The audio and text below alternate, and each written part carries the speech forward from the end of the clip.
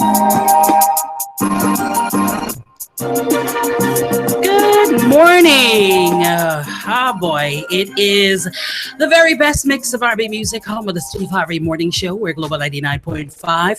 Welcome one and all to another edition of Love Jones, right here on a wonderful Wednesday. D, what you saying, man? Everything cool, you know. Can't complain. True. Yeah. I like this little checkered look. I like it a lot. Solid tell me it look like a pack of chewing gum. Tasty though, don't watch nothing.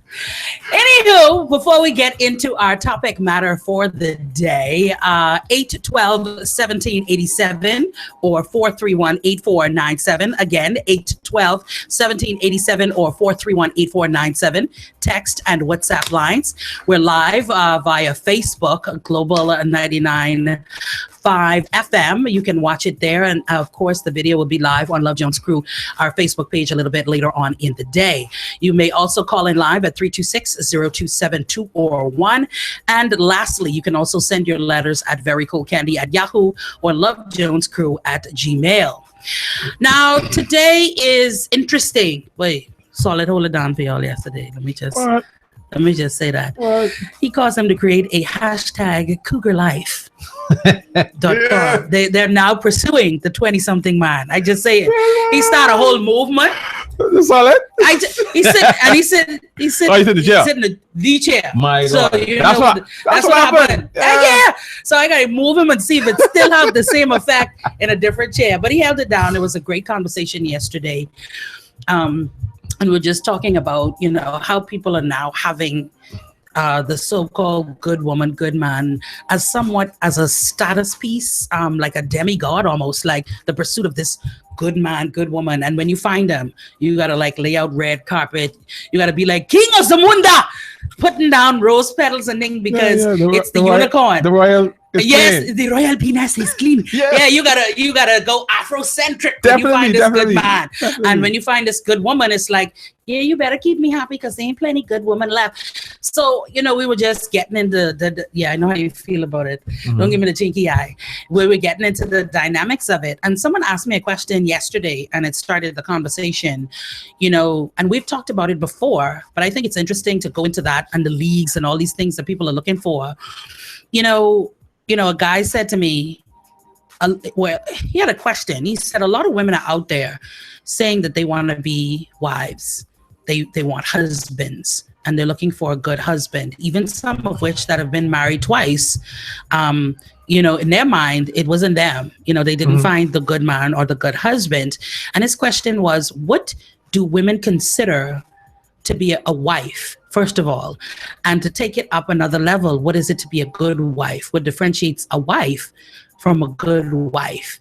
Are you yourself wife or husband material, right? So the question is, a lot of people are out there searching for a husband. Give me a pen and paper. A wife. But are you, first of all, you make up in your mind, I'm ready to get married. I'm at this point in my life where I'm ready.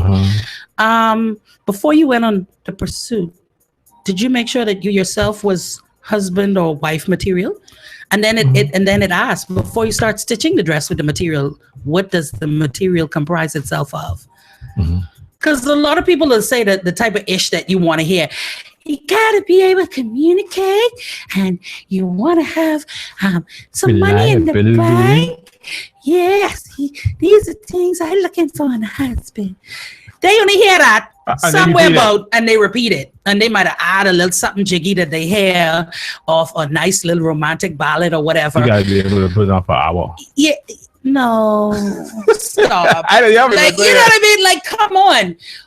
What do you really consider? And no answer is the wrong answer, because obviously it has to be from what you particularly like, want, need. But I think in those needs versus wants, you have to ask yourself, is the things that I put on this list as what I need for a husband sustainable?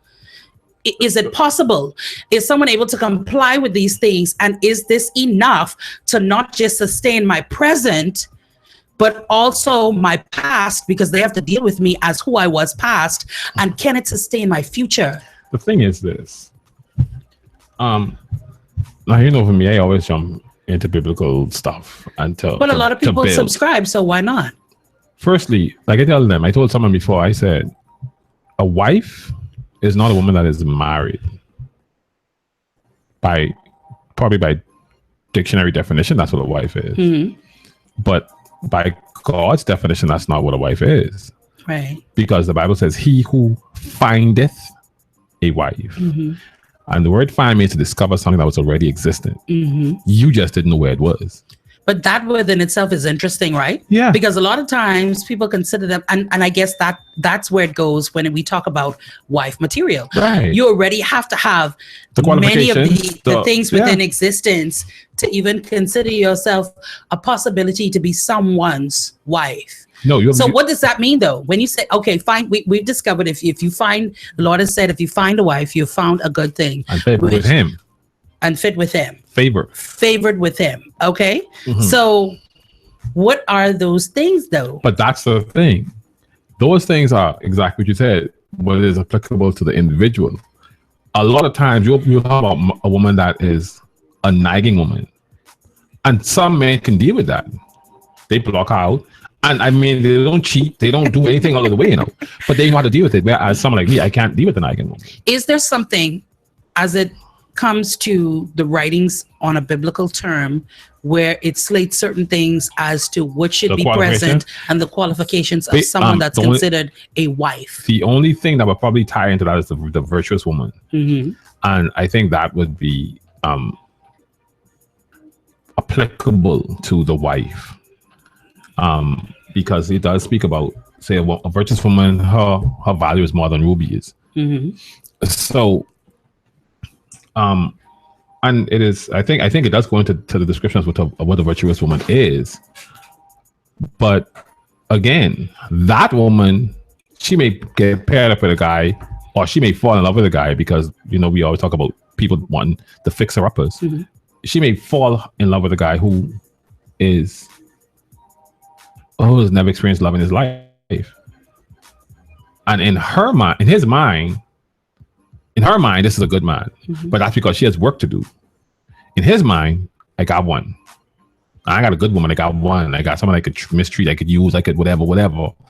And she'll spend the rest of her life trying to fine tune and fix him, rather than find someone that she can build with and help. Mm-hmm. Because it does speak about the wife being a helpmate. A lot of women, they hear that, they hear certain things like submission and the man is the head, and they always think that as a woman, or the role of a woman is a role of slavery, of the role of wife. I tell them the thing about it is submission is way more powerful. To be submissive takes more strength and more power, more maturity than it takes to be confrontational. But in the instance in which you're talking about as a husband and wife, submission is usually a choice. And it has to be. It means that I know full well that I have so much power within me, but I choose to take control of the household and be what it is that be the leader. You need to be. Be the head, yeah. And I think that within itself, like I said, I think constraint is a big thing to do with not just vulnerability, but it has more to do with strength. So, and I think we get hung up on titles. We get hung up on words that are used instead of focusing on what the message is supposed to be. Right. And I think that's why we get in trouble. That's the problem. Like I said, I always use this analogy. Because the scripture in the Bible says, the man is the head of the woman. The man is the head of the woman. Christ is the head of the man, God is the head of Christ. And I asked ladies, I said, where does I put woman? They said at the bottom. I said, what do you feel about that? Oh, here's all this negative. I said, let me ask you a question. Can you build a house without the foundation? I said, so the foundation is actually the most important part of that house. Because if that's not strong, the house itself is useless. So it's the same thing. If the woman is at the bottom, then the woman has to be the strength for the man. The man, a lot of times when men go into their zones, they are one-track minded. But the woman is behind them and she is seeing everything he's seeing and everything that he's oblivious to. So she's supposed to be his strength, but she's so focused on trying to demean him and trying to take over his role that rather than be the strength, she's his downfall. Well, there are instances, obviously, of that. And then there are other instances where nations have fallen because men you know, they do not hold, or they do not possess the kind of power that it is needed, or the strength that is needed in order to put leadership into full roles. And sometimes it's not because it's not within them, because if we're talking about things on a biblical level, obviously every man was created. The intent was for leadership, for priesthood within home, and all of those things that come along with that. So you have it within. Now, whether you choose to tap into it or not, and then take it to a different level, that's completely on you. Again, I think you can meet a woman that can assist you in doing so. Yes.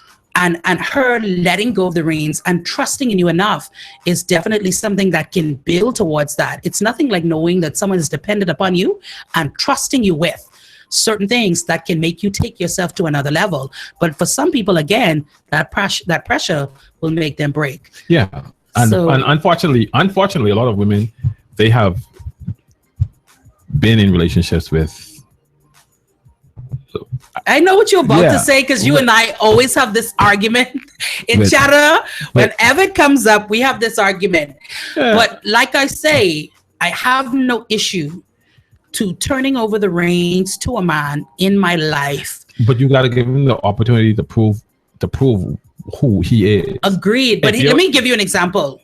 For someone that is with a horse and a cart, or even if you're riding the horse solo, when you and this horse are developing this trust relationship, now the horse knows he's there to be ridden, and he knows that you're going to ride. He may, buck up a little bit when you're trying to, put all the gear on and whatever else like that. As you sit, still let you get on. You holding the reins kind of tight, because you still have to have control over some of the direction that he goes, so he don't just rumble off into the Far East and then buck you over the last canyon. So you're holding on kind of tight to it to make sure that you gain trust. You kind of stroke him a little bit. And as he becomes more comfortable with you, and as he learns your style of ride, and you learn his style, motion and everything exactly else. You become in unison, and watch how it goes. The more comfortable you are, the easier it becomes. The easier it becomes. You let the reins go, and the horse just kind of, and it comes to the point you're just holding on to the reins so that you don't fall off, or something happens that you still have maintenance.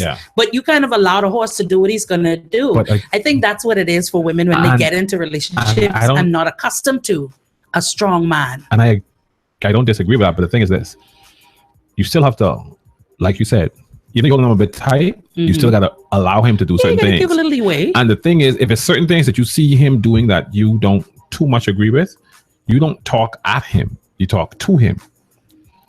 The Bible says a soft answer turns away wrath, and a grievous word stop anger. So when you come to him aggressively, you're going to get aggression. You're going to get that block air. You're going to get that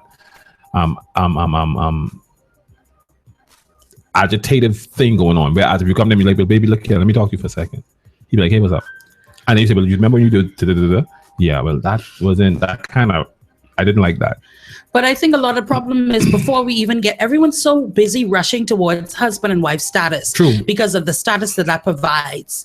Just being able to say, I'm a wife, I'm a husband, or I have a husband, I have a wife. I think people think that puts you in a different standard, a different league from other people that are necessarily, say, single. People are so busy trying to attain it, but they don't figure out how to put the things in place to maintain it. I think before you even get to an issue with these kinds of things, we don't develop good communicative skills as people, much less with the individual. No. And if you don't learn your partner, how are you to be in tune with your partner? That's not going to happen. It cannot. It's just like the horse. I don't learn you, so I don't realize, boy, when that heel come up, you're about to, the kick come in. That's like this. It's like breaking a horse. When you trying to break a horse, you can get break up. Yeah, and you got to prepare for that. Because you can get you off couple well time. Yeah. You may have to come back. It may take you a couple of days to a week to break a horse. And once you break the horse, it's very difficult for anyone else to get on the back of that horse. Yes. But you have to go through the bruising process. And a lot of people do not want to go through that process. They want to just have it and it just work and it just be perfect. Like a lot of people have this thing where they feel as though if things go a certain way for them, it should go the same way for you. If you don't have, if you can problem solve and troubleshoot, everyone should be able to do that. That's not how it goes. People don't want to compromise. People don't want to understand other people's situations. People just don't want to work. Like that's what it boils down to. Regardless of how much you say, oh, I want a relationship, I want a man that's gonna. Okay, any relationship you get, like I tell people, you are born into a family. You love your mother, you love your father, you love your siblings. You don't get along with them all the time, and there can be times when y'all can cuss and row, some dirty row, but that doesn't mean you love them any less. No. And you can come back. Someone may come back at some point and apologize, as well as someone may not. But let's say that you don't apologize and that sibling gets in an accident and is seriously hurt or dies. You can feel that because you didn't reconcile. If you are in a relationship, it takes work. You are now trying to blend your life to accommodate another person that you are just getting to know. Your decisions are not just yours alone, nor are they just effective to you. Right. And what you need to do. And sometimes. So hold on, let me ask you a question. Looking at things overall with the state in which our society is in, with the state in which we see relationships, whether it's things that we just see overall or in our personal lives, do you think it would be better to look for certain qualifications such as, I would want a man to be a good father. I would want to see if a man is able to make provisions for himself. I want to see how a man is with these kinds of things, to consider him as good husband material rather than, which is what we typically do, I want to see if I could fall in love with him. I love him and he's make me happy. But all those other things though. Look at the status quo. When you did it the way that it was done before, see even if he's not a good provider, even if he's not some of the things that you said earlier, if he's willing to learn how to be those things or willing to be taught how to be those things, because he may not be good with money, but he may be willing to learn. He may just never have ever had someone to teach him. So are we saying that you marry upon potentiality and not the existing of the qualities then? If you see... Isn't that would get us into trouble a lot of times? Hoping that you can... Because I understand where I'm coming from. I understand where you're coming from. I get where you're coming from, but here's what the interpretation for a lot of people would be. I could change him. I could change her. I think there's a vast difference between learning something of a positive sense than changing who someone innately is into trying to create them into being something that they're not. Some people can't tell the difference between the two. If they heard I can change her, I could change him, then they weren't listening. Yeah. You could change him only if he wants to change. Understand what I'm saying? When people hear change, I think in their mind, they automatically figure there's something wrong with the person, which is change. Well, no. You understand what I'm saying? Yeah. So sometimes that's not it. You just need to change your behavioral patterns. Correct. Or if you don't understand something, you just change the way that you view it and you learn something else, which creates change. Correct. But a lot of times people hear change and it's got to be something wrong. And so that's why I need that to be different, to change that in order for the relationship to work. Well, that's not right. I think I get it, but I'm saying that for those assistants, that's no. No, you ain't trying to change nobody. You're trying to help them to become better. That's it. And that's only if they see something within themselves that needs to be better. But let's make it clear. Again, it goes back to the question that was asked in the beginning. Are you what it is that you seek? And that's the problem with that is many times people will tell you yes. You can't want a prince if you're the frog. But that's the problem. I look in and I see a frog, but they looking at them, they see frog, they looking in the mirror and they see prince. Yeah. You see what I'm saying? So in their mind, I'm a damn good catch. Matter of fact, you outside of my league. And so many people, when you ask them the question, am I husband material? Am I wife material? The answer will a lot of times be yes. But then you have to go deeper. And what to you is husband material? What to you is wife material? Or what ask them, some people makes you husband material or wife material. And they will give you some of the, like you said, some of the same answers that they hear a lot of people say. But then ask them, okay, are you willing to compromise when it comes to this? Are you willing to support the person? Oh, no, see, I have standards. Boss, you is an idiot. What's the standard? You're making no sense. Okay, now me and Solid got into a little bit of a scuff earlier, somewhat. Are they walking on? Yes, because he said to me, I said to him, I gave him an example. I agree with him. And see, you can cause a problem too. He said a lot of times the problems that we get into when we're searching for quote unquote a mate or husband and wife material is we tend to create leagues. To say that I am better than this person is lesser than I, and therefore we create leagues. And my thing was leagues in reference to what? Intellectualism. Are we talking about financial capabilities, possibilities, and what you do have presently? What kind of leagues are we talking about? And don't we all have leagues? Is it leagues, or is it the word leagues, or is it standard? I told him that I am unwilling. I'm sorry if you feel some kind of way about that. I am no longer willing to date a man, to pursue a man, or give a man any idea that if he's pursuing me, that there's an opportunity if he cannot meet me intellectually. Now, some people be like, that is, she. No, that's not what it is. I've learned from my last long-term relationship that if a man does not within himself feel, or he feels substandard to you, it's going to create issues of instability as well as insecurity. It's going to cause trust issues, and those things leaf off into other poisonous things that leak into your relationship. So I will not date a man that cannot meet me intellectually. Now, that doesn't mean that he has to be educated on a college level. It just means that he is willing to expand his knowledge on a day-to-day, and that we can have conversations and we can go into different topics of conversations outside of Pokemon that he'll be able to talk to me about. Yeah, but what about Dragon Ball Z? I just watched that. Yeah. Now, no one would think so. Because Goku is my dude. Yeah, but that's what I'm saying. Yeah, and Piccolo. I like Piccolo. I like a green dude. I just saying, right? And so I don't have an issue. That's what I'm saying. It's not about that. Now, some people hear me talk and wouldn't think I watch that. I sit down and kill that to pieces. Yeah. I don't have a problem with it. Being adult is so much more than the big words and the big conversations and that. Sometimes it's about tapping into the child. Like, I like a dude that likes old hip hop and rap. What? I love a dude that loves music. I'm attracted to a man that loves music, and on every level, not just R&B, jazz. He's able to, that is a turn on for me. And so if certain key factors are not there, I know that I won't be able to build on the other essentials and fundamentals.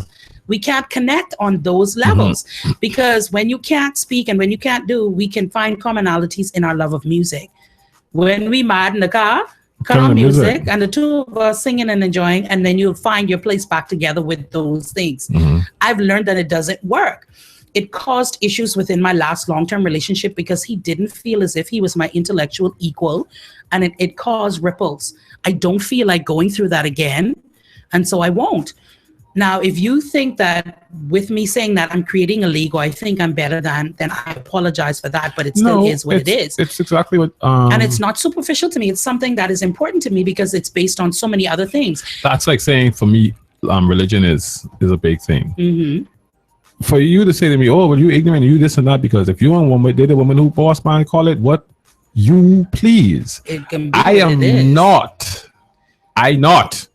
They because I understand where you're coming from. At the end of the day, can you imagine, even if you don't say we go into church every Sunday or every Sabbath or whatever it is, when we're sitting down and we're trying to rule our household with certain standards as to religion, we can have a problem. No, you'll see me starting to sweat. Exactly. And certain things that you believe in as a man and how your household should be run is tied into your spirituality. Correct. Your religion. Correct. And the things that you believe in on a biblical sense. So if she's not with that, then you have a problem with your yoking. And so I think everybody has certain things, and that doesn't mean to say that you're creating a league. No, I think it's more so standards. I think what he's saying is this: for a lot of women, in their mind, if a man isn't, they don't take the time to get to know the man to find out who he is. If he doesn't come already pre-cooked, right, with certain things, right, she ain't into that. A lot of, because I know a lot of women, like I told you. Remember I told you about the thing with the accountant and the in her mind, because he used the word broke, he was broke. In her belief, he had no money. But in his mind, less than 50K, right, broke. Right. In his mind, I got this $150,000 in the bank, and because I want to make this into $4 million in the next 5 years, I can't be going out to the club making it rain and dropping it like a hot, buying the hot pan. But see, it's so scary, D. I understand, right? But remember the play I told you, and the part 2 is coming up. I can't wait. I want you to come watch that with us. But you can tell me, I can come. Crazy Love 2, right? And then the first one, this woman, I think she was Ivy League educated, you know. Let's say she went to school like Spelman or something, Rutgers, whatever else it is. And she was in love with this guy. Now, mind you, he was a fishman's son or something like that, you know, on the dock doing the scaling and whatever. But she said that she really loved him. But at the same token, here I am, I'm going off to school and whatever else like that. Potential wise, I don't know what you can offer, and I think this is going to be a problem. When she came back, she wasn't on that run basically, but by the time she had come back, he took that same business of scaling fish and whatever, and he started going now to the different big restaurants, the hotels, import, export of the seafood and the fish that he had. And he was making buku dollars. And he had created almost an empire from that same meager beginnings of scaling the fish. And she was on that. See, that's he pulled up with the big, the big car. That's what he's talking about. She was on that because it's like, okay, well, I ever did love you, but now that you've now created this, let's make it together. No, you did not love let's me. put it together. But that's why it was Crazy Love, and so that was the tug of war that they had. I should have been there. But here's the problem. I should have been there. But let me show you how it happened in the play, though. He had a woman that met him, didn't know about the money and whatever, but he was traveling for business and they bucked somewhere, and she didn't care whether he had 2 penny to rub together or he had every bit. She was into who he was, and she appreciated and celebrated his meager beginnings because she said it caused him to appreciate what it is that he had gained so much more. So they were getting married, went to this boutique where the woman happened to be because her best friend owned it. He saw her and they ended up hooking up. For him, it was a matter of, I got to prove I still could get it. You left me because you were saying that I wasn't good enough. But now that I look the way I look and I have what I could get, I can take it just because I can. That don't make no sense. I can take it just because I could. But understand, and now he jeopardized the woman that appreciated him regardless of what, for this woman that put him down because he wasn't seen as an equal. That don't make no sense. So that was the problem. Now he said, oh, I just wanted, I just wanted to prove a point. I love my baby. But he's now, that couldn't be anymore. But understand the stupid things that people do just to prove to themselves that they are worthy, worth it, and they can do. And this is how people end up losing relationships that actually mean and account for something. Wow. You was all rooting for him, right? And then he went that the stupidest. He went and did a Carmelo. Yeah, he went and did a la la. Why? That's what I'm talking about. Crazy love. People do those kinds of things just to prove that they can. So a lot of times women will be in situations, like you said, with a good guy. He works hard and all of this. We've seen it in how many movies? What's funny, right? Sorry, remember the movie? What was it? I think The Pharmacist. And she met this guy. Oh, you're talking about she was the matchmaker. Yeah. You remember what I'm talking about? Temptation. All the while, he was a great guy. He was the best kind of husband. They were trying to fix up the little brownstone. She came in contact with this guy that could take on plane rides, that could give him a wet. He was more aggressive. Because he was more aggressive in business. He's more aggressive in everything because they went out. She went out jogging and he was jogging along the same path because they usually jog along the same path. They just didn't know each other before. Right. And a biker, I think, hit her and he went off, and that to her was sexy. Yeah, her husband was more soft-spoken, passive man. And at the end of the day, though, he ended up giving her AIDS. Mm-hmm. He beat her Mm-hmm. past submission. Had her on drugs. Had her hooked on drugs. And then she had to go to her husband's pharmacy. And then she was going to her husband's pharmacy at the end of the day in order to fill the prescription for the medication that she left her marriage for. There. And if you look at the husband's face, it hurt him because he still loves the first wife. Absolutely, but it's like, okay, you made your decision. Right, it is what it is. All because she wanted to prove that this little girl from this hick town could play with the ballers, and by becoming something big meant being with a man that is seen as the man. No, he would never marry, but for some people, that's their goal. No, becoming something big means getting AIDS, because that's what happened. Well, she's big now. Yeah, she's different huge. Ways. She's huge. Different ways. And that's like, as sad as it is, right? I mean, that happens. A lot of people live with people that have the potential to be something great, and the person wants to be that with them.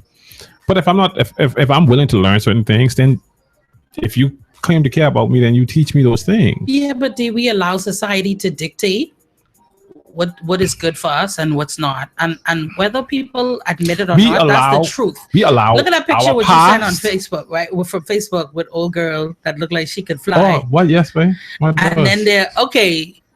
Listen to me. I don't blame him, brother. Here's the picture that was set up. I blame him. Put the picture on the. I can post it on the page. Yeah. So here it is. This picture, lovely Puerto Rican dude, right? He has nice hair. He's a caramel brother. He's laying down in his comforter bed and bath, #. And he is in, you could just see the most best kind of content sleep ever. He's laid out. And then in front of him is this female taking a selfie with him behind. And let me see what the caption says. I without being disrespectful, she looks like, when you watch those drug intervention people that are trying to get off of like crystal meth or something like that, that's the look on her face, and that's like how her skin has little things on it and those kinds of things. And the caption says, I am tired of him. The caption says, I'm tired of him acting like he don't know me. When I pass him and his boys up by the supermarket, they're going to know about me today. That's not... And she took the picture and she posted it on Facebook and whomever and wherever else. And that's what that is, right? So that's one of those issues of societal standards. Now, in his mind, looking the way that he looks, right? And flexing the way that he does, in his mind, he deserves to have a pretty girl on his side. And that's what his boys see. What's happening here? Mind you, he probably enjoys the time that they're together and they're alone together, and a lot of it may have a lot to do with outside of the bedroom. They spend time in the quarters of their apartment. They laugh, they talk, but she is not visually pleasing. No. As far as he's concerned to everyone else, and he'll be judged on the way that she looks as to what is happening with him. But again, and we do that a lot of times. It's someone that we know is the best kind of person that would make us into a better person, but because they do not fit into the stereotypes or the things, the molds that society has put forward, or our family has put forward, or our church has put forward, or what we ourselves have locked ourselves in, we refuse to do that, and we miss out on the best opportunities for what could be husband material or wife material. Yep. It makes no sense. We're willing to step out of everything. If someone tell you wearing the predator braids in your hair is fashionable, everybody in Beautyrama, Chinrama, everyone trying to run to go get these predator braids because it's been said that it's fashionable and looks good. You look in the mirror and you know it makes your head look 6 times bigger than it's supposed to be. But it's fashionable. Remember when Cassie wanted to shave up half of her hair? Everybody. That was it. Everyone, all the women start walking around with only half her head. Half it. Hair. The rest, long down to their butt, and on this side, there's nothing. Shave. A lot of times people do it out of a sense of symbolism. Some of it is cultural. In certain parts of Africa, that symbolizes something. They have no idea about any of that. One person did it, and it's becoming fashionable on Instagram. You see all these fellas wearing tight clothes? Yeah, skater boy.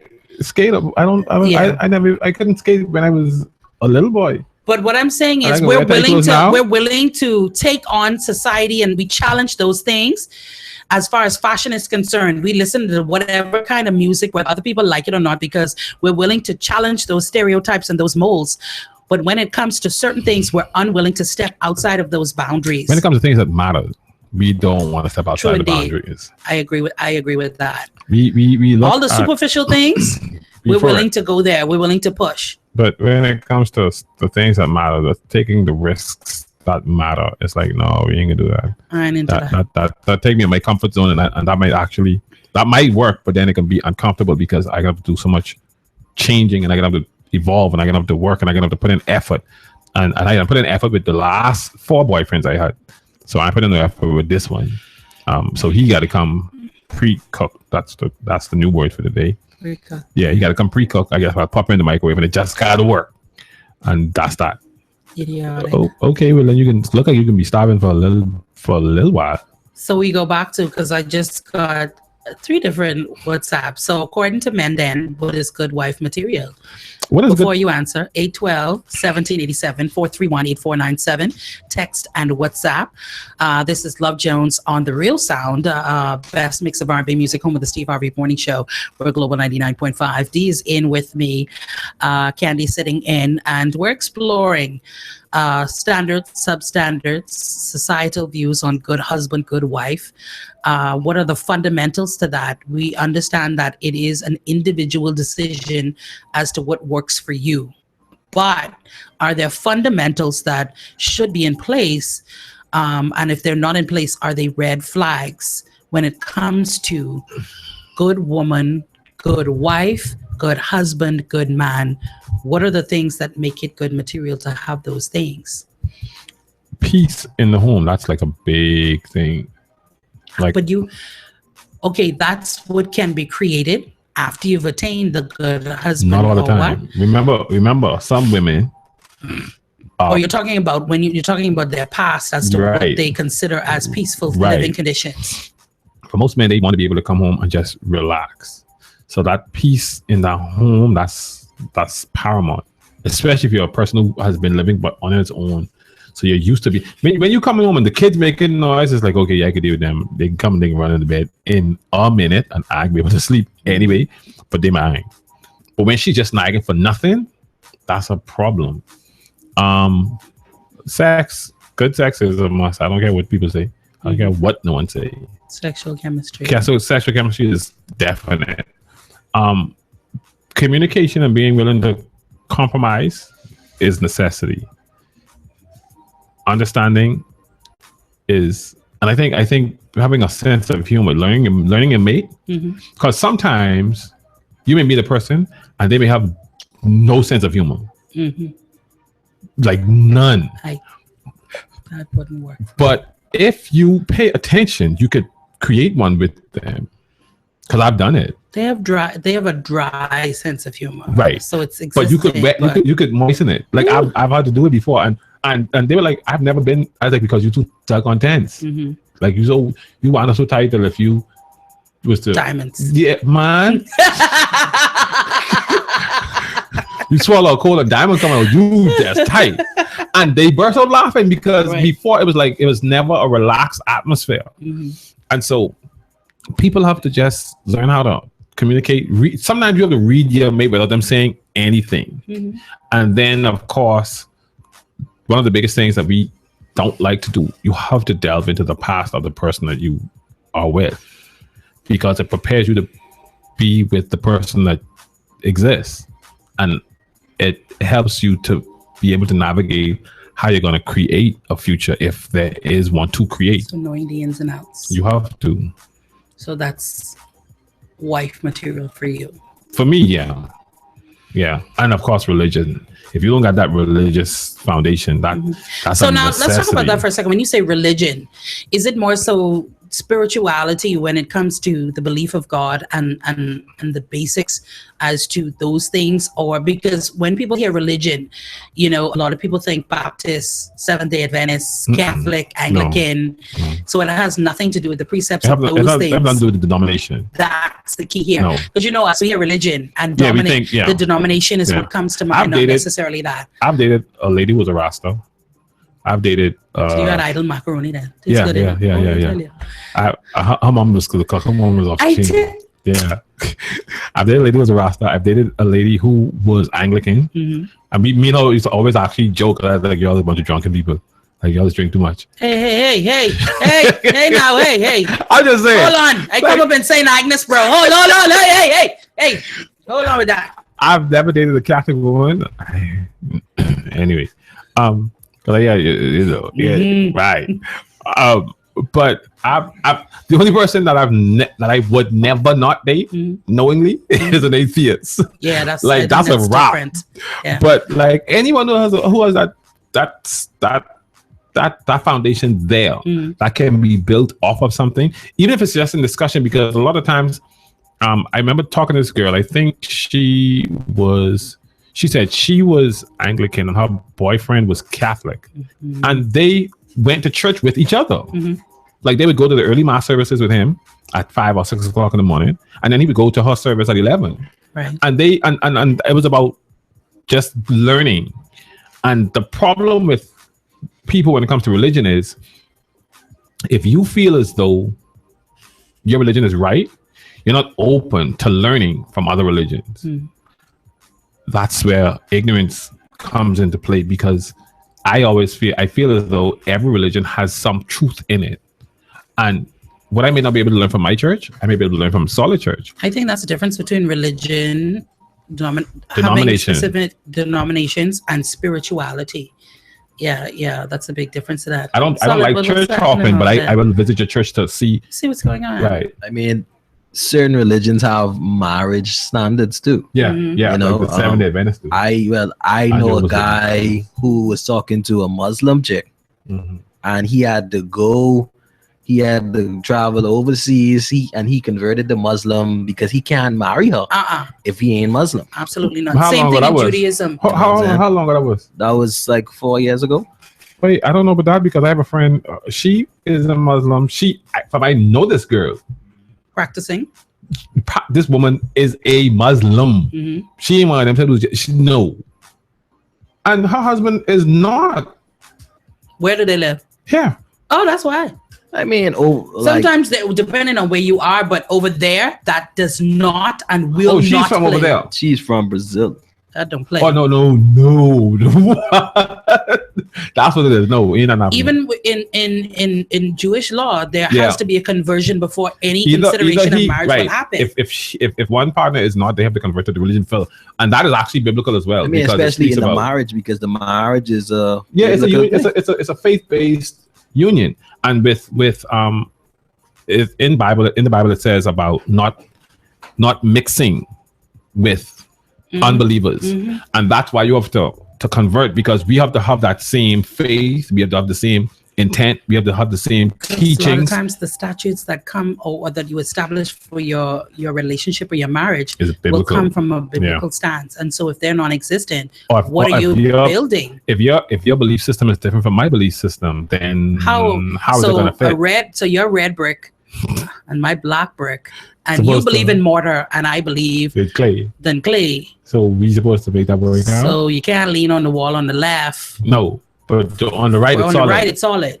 That just makes no sense. Yeah, that's what I'm saying. And so it doesn't make any sense. But the Jehovah's Witnesses are like that as well. If you are married and one is a Jehovah's Witness, then that's different.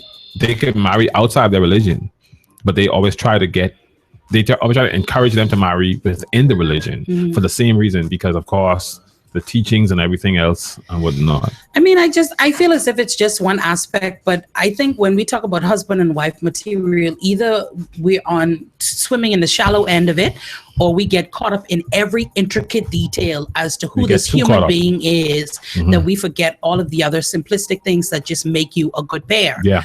Thank you for calling into Love Jones, having a conversation as to husband and wife material and the qualifications thereof.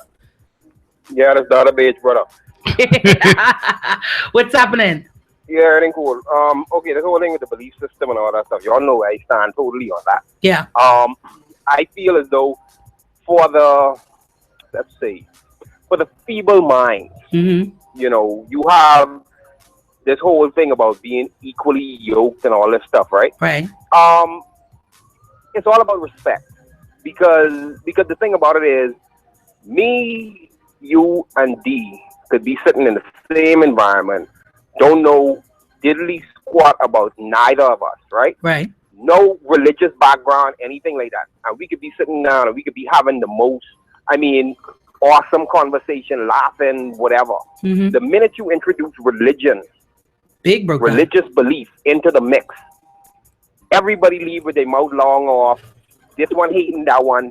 You see, it's all about respect. If I'm an atheist, right? Yeah.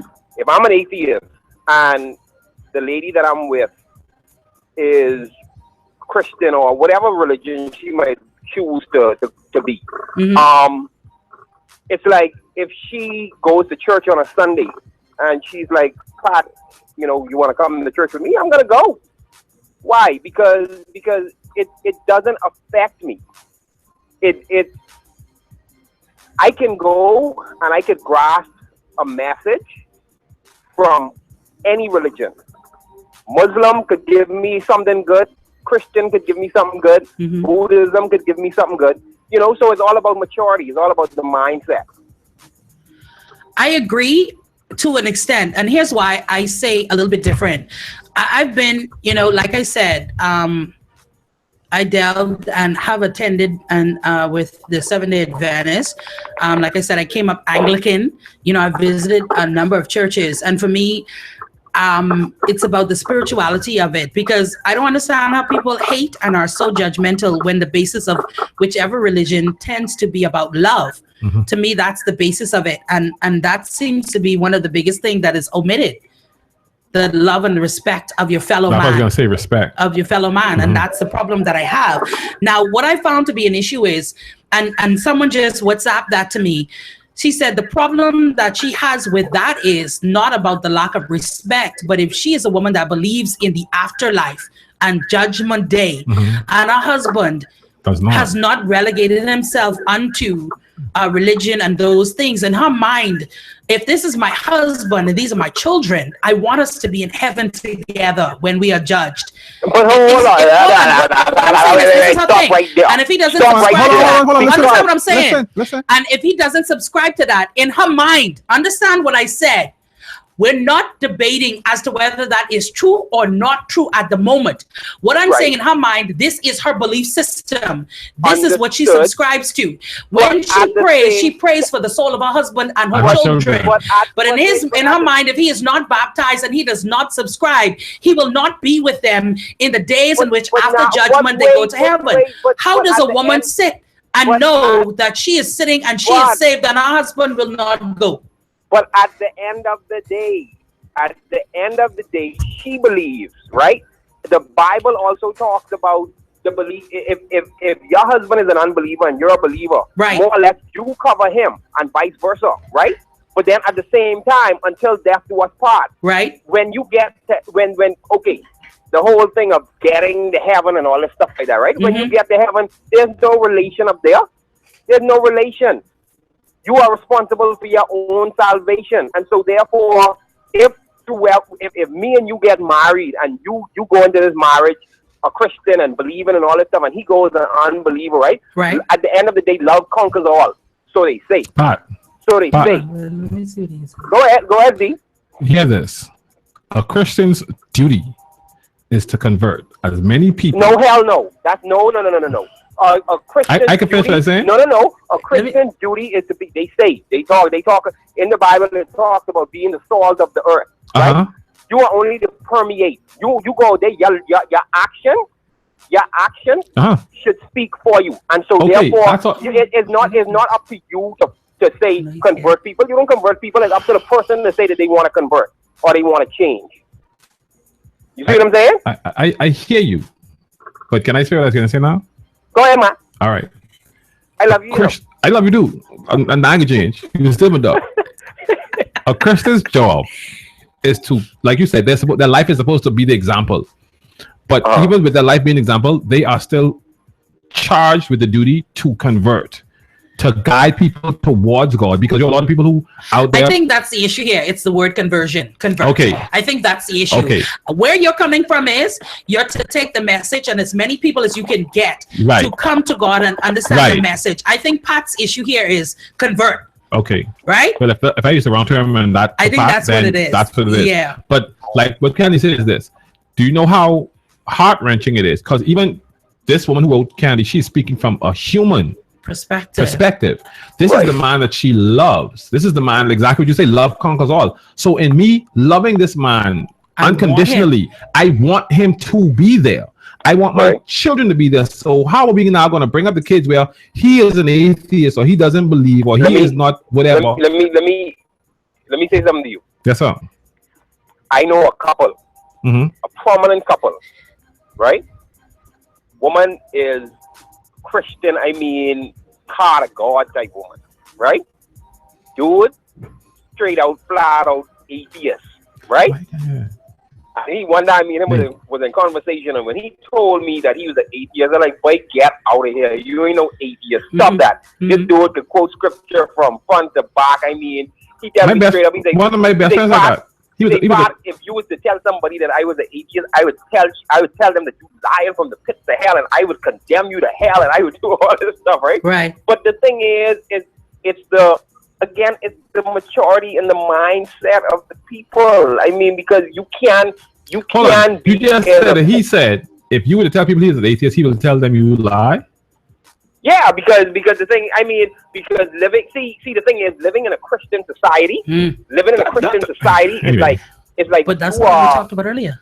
You are chastised. I know what you want to say. What you want to say? No, I was telling D was saying that doesn't make sense. If you're going to say that, then live in your truth, right? But what Pat is saying, no, but see, that's what we were talking about earlier. The type of work that he does, the type of work that he does, he freelances. The type of work that he does, you will not get hired. It involves a lot of churchy stuff. And so the thing about it is, it's like living in a quote unquote Christian community or Christian nation. Over here, you still have to be the amount of hypocrisy that goes in this country amongst Christian people. You still have to be very careful about saying what your belief is. Bro, at the end of the day, you still also have to live in your truth. If you feel that, go move to the States. In the States, they don't care about it. Tell them go to the States and make his money over there. But it just goes back to what we were talking about of, when choosing and having standards, having leagues and having all of these things. And sometimes these things are set forward in intellectualism. They're set forward in socialism. They're set forward in religion, beliefs, all of these different substandards that we have created or we've met and believe in existence. So let me ask a question. So now let's create a scenario. Guy meets girl. Right? Girl wants guy to be straight out and honest with his intentions, beliefs, and everything. Right. Guy first date says, listen, okay, this is where I stand with my belief. I don't subscribe to Christianity or any religion. I'm an atheist. And girl says, well, I believe in God. Okay, we could choose to walk away from this whole thing right now. Right. Oh no, but I love the company that you are. I love the conversation that we have. You have so much in common. I want to do this again. And so it goes on and they continue to date and everything like that. And so then now when does it become a problem? Because it's gonna get to the point where the woman gonna be like, all right, I want a God-fearing man. Here it is now. This dude doing everything he's supposed to do as let's say they're already in a committed relationship for a while and everything, getting ready to get married and everything like that. He's doing everything that he's supposed to do as a man, be there emotionally, even supporting us spiritually, because if that's what she want to be in regard to church and helping out in the church and everything like that, he helps in that regard, but his belief and his heart isn't there in regard to the spiritual aspect of it. Right? And then it gets to a point where she'd be like, oh, well, you know, I want a God-fearing man. So what happens then? But like I said, and that's why I said people will judge you on what your choices are, right? And at the end of the day, we all would like to believe that regardless of what you believe in, do not believe in, the walks that you take, that love will put that to the side, and it will be able to be a position where love conquers all. But the reality of the situation is there is some truth to that, and then there is the fact that that is an outright lie. Right? What, you mean love conquering all? Yeah, but I mean, you could love someone with everything that you are, but if they are going against the grain of who you are as an individual, it is going to cause problems and ripples in your relationship. And if the ripples become bigger until the tsunami eats the two of you. If love conquered all, there would be no holy wars. Hello? West and the Middle East would not be going back and forth at each other. That's what I'm saying, Pat. And so love may conquer all. Sorry, Ken. Yeah. Love may conquer all. But with love, there's supposed to be his twin, which is respect. And a lot of people have no respect. It ain't just that, though. To me respecting your beliefs. My father is a pastor, and my father told me, he said the best and most in-depth conversation, most informative conversation he's ever had about the Bible was with a man of the Rastafarian faith. He said this man knew more about the Bible than pastors. And he could have broken stuff down that my dad didn't even know about. But I don't think that's just the issue. I think we have to understand that love isn't a thing that stands on its own. No. Love is something that is filtered through people, and people are flawed and fallible. But then see too, the thing is with the Bible, see, everybody looks at the Bible as a perfect book until we start analyzing and studying the Bible as a book written by men. That's where the problem lies, because everything in the Bible is open for interpretation. Well, most people interpret. Me and you could sit down and read one verse and get totally different things for it. I'll agree with that. You see what I'm saying? I agree, but you know, religion is always a hot button. But like I said, we can go back to what I was talking about, of something as simple as intellect. You can date someone, or like, you ain't always be the smartest person in the room, right? Either you'll be lesser or more than or whatever it is. But if someone views themselves as less than, or they indeed are, and you cannot have the kinds of conversations that challenge your mind, that is going to prove to be an issue within your relationship. No matter how good the sex is, no matter how big of a bank account, no matter how many travels you guys go on, it's going to be an issue because you cannot tap into each other on that intellectual basis. And so it starts off small, but the arguments become more, they become bigger. The understanding of when you're watching CNN and these things are being used, they cannot understand. And that's why I said that leads into the poison of insecurity and other things. So it starts with one and other things leak and flood in. And that's what causes an issue. I think it's a big deal for us in this country because religion is such a hot button. Right now, politics is a hot button. So you hear people asking questions is, suppose my wife is a PFP, and suppose I'm an FNM, and suppose it's a DNA and whatever. You got to respect that. You got to respect that. Religion is the only thing where people would say, well, that's the breaking point. And I think, and we'll go in circles and circles and circles. Yeah, and at the end of the day, because everybody comes from different backgrounds. And so the thing about it is, you know, what the Bible talk about the three chords. Yeah. You know, when two people come together, that's a stronger bond.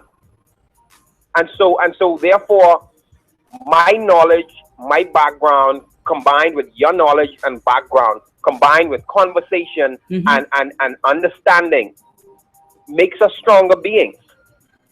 But when we could agree to disagree, but then when you start to argue and fight about what I believe and what you believe, that's where the problems come in. For me personally, I don't subscribe to religion and Christianity. I don't. Mm-hmm.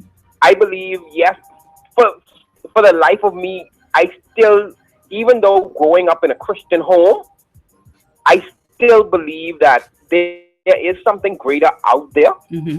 Because when you look at the design of the human mind and body in general, it couldn't just happen by chance. The Big Bang Theory, the Big Bang. I got right. It couldn't just happen. It just couldn't happen by chance. But the thing about it is, when we experience that cognitive dissonance, right, and when you have been taught and brainwashed more or less with the beliefs of our parents, and then our parents' brainwashed them, it's like everything that has been passed on from generation to generation to generation. Mm-hmm. All of that has been watered down. And so the thing about it is, the truth that we so-called get really isn't truth. But for me, Pat, that isn't even the issue. I think the issue is whether you believe or you do not believe. And I just looking at the time, I soon get run by Solid. Yeah. But here's where I sit with it. Whether you believe or do not believe, here's one thing that I absolutely believe in, that truth is something that can stand on its own. And I think truth can withstand question. Do you understand what I'm saying? So I don't know why people get in arms. The Bible is what it is. God is what it is. Love is what it is. Marriage is what it is. And whatever your truth is, it should be able to stand up to chafing and question. Mm-hmm. And so you don't get offended. When someone says, "Who is Candy?" and I get all upset because I don't want you digging, that's probably because there is some, I don't know, or there is some stuff that I don't want you to know as truth. Mm-hmm. But truth will be what it is, whether it's light, whether it's dark, whether it's the 1600s, the dark ages, the ice ages. Truth will always be truth. And so truth is made to be questioned to solidify the fact that it is true. It's true. Right. You cannot arrive to truth unless you seek the wisdom and ask questions. Okay, so I don't know why people get so up in arms. If your political views are, I'm gonna question you on it, and if you stand in that, whether you change my belief or not, tell me something so I can understand where you're coming from. If we do that as a people, as a country, as individuals seeking love, relationship, and truth, we can be in a lot less problem. Anyhow, I gotta go. Love you, Beige brother. Talk to you later. Yeah. Finish riding around. You can't be can. Yeah, me better. So that's it. We gotta go. But Gianna said we got a trap in the car. She's supposed to be in a meeting. She can't turn the dial. She can't move. Gigi, what's up there? She said this thing too hot. Lady Dava. Yes. Yeah. But you see what I mean? We started off talking about that. Then we got into the religious aspects of it and how that affects, and then it just gone. And that is it. But what I love about these kinds of conversations are nothing is taboo. Ask what you need to ask. Seek what you need to seek. Mm-hmm. And whether you change me, convert me, or change my mind, it is a thought-provoking conversation. Correct. And that's what we need to start doing in ourselves, as well as who we see as a compatible mate. And if they cannot stand up to question or thought-provoking processes, then there is no sense in me wasting any time here. No. Bang. That's how I see it. Bang. And but not the theory. No. We gone. That's it for Love Jones. But you can continue this conversation 812-17-827 431. I forget the number 431-8497. Y'all got me banging over here. The monster got me jiggy. Write in at verycoolcandy@Yahoo Love Jones Crew @gmail. Watch this video a little bit later on Love Jones Crew. Become a friend so that you can be a part of these great conversations. And thanks to our Facebook viewers and those that listen and support the show every day. This is the best mix of R&B music home of the Steve Harvey Morning Show. We're Global 99.5. Love Jones back in the building tomorrow at 11 o'clock. D, take it away. Wiggling. Let's hope.